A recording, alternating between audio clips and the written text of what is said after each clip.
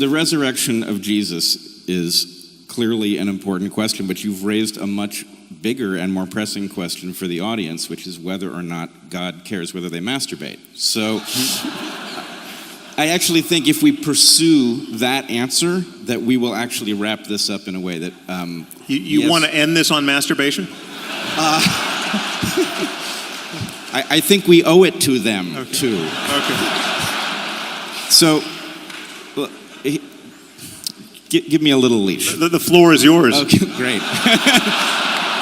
How did I end up here? All right.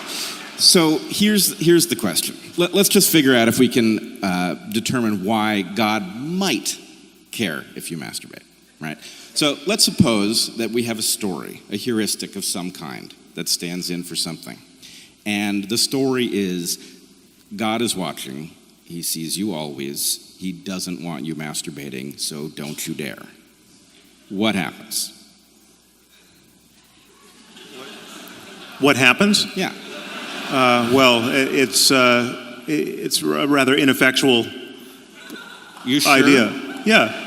Well, I mean, you don't think that story prevented lots of people from masturbating? Well, no, but I think the reality was that you had people masturbating and feeling terrible about it, and you had a whole layer of sexual neurosis that got grafted onto human psychology unnecessarily. Okay, I mean, Christianity has a certain typology of sexual hang-uppery, which you know the tantrics don't have. So, if I understand you correctly, you are agreeing that a certain number of people will have masturbated. Some of them joined the priesthood and raped little boys. I mean, that's all of a piece. Let's not go there. Let's stick with the topic. So a certain number of people will have masturbated. They will have thought... Honestly, it's the same topic. I mean, the taboos around masturbation, the taboos around sexuality prior to marriage, the taboo around divorce, all of the taboo around out-of-wedlock birth, the ideal of celibacy in the priesthood, all of that is just a diabolical machine of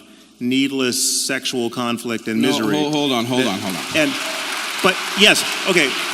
You have to take diabolical out of there. How's the whole flood of pornography thing working out for you?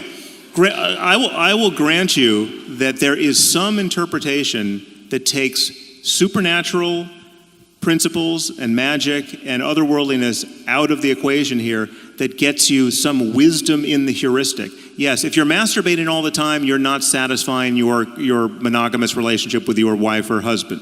We don't even need to go there. You're not procreating, and want children. Let's just agree that a certain amount of masturbation was prevented by that story, which made people fear the consequence of them engaging in it, which would result in, I'm pretty sure, less masturbation, which means that in seeking a release, which we are physiologically programmed to seek, one might end up looking in a more urgent fashion for a mate. Right. So are we going to enforce monogamy? No. So look, I'm trying to take you somewhere. I think there is a way that we can rescue some important part of what both of you are saying that can now be reconciled, and then there's a bitter pill for each of you. I mean, that's just the way this looks to me. So if we can agree that this makes sense actually as a fitness-enhancing adaptation, that this story would result in people behaving in a way that might result in them marrying early, might result in them reproducing earlier than they would otherwise, right? Then we can understand it as mechanistic, and we can understand what you said, that, maybe God would care about whether or not people masturbate because God is a metaphor for some set of stories that gets you to behave in an adaptive fashion. But the point for you then would be that Sam is arguing, with reason, we can decide whether or not to employ this story at this moment, whether it's a good idea for us to urgently reproduce as quickly as possible, which, for example, increases the size of the population of the planet, whereas delaying reproduction keeps the rate of population growth down and might be a better choice for a moment in history when we have 7.5 billion people on the planet. So, in some sense, what I think I see is the religious story itself makes some kind of sense if you adhere to it in a manner that you are obligated and have no tools with which to question it. Then you will miss the fact that at this moment you might want to throw that story out. But the problem is it doesn't make sense, and this is a problem with these heuristics in general. it doesn't make sense for the right reason, and that's why it's not a reliable guide given other changes in the world. But with everything changing, you want to be making sense for the right reason. You don't want it so useful fictions have to be retired at a certain point. Useful truths stay true. I mean, because they're based on your engagement with reality. And so to take your point about pornography, which I think is totally valid, you could have a completely rational conversation in terms of human psychology and sociology and what you want society to look like about the corrosive nature of pornography, right? You don't have to be a Victorian prude to worry that there might be something wrong with the infinite availability of pornography to 13-year-olds and above, right? I mean, I don't know what generation of human beings we're raising in the current environment. It's quite worrisome, actually.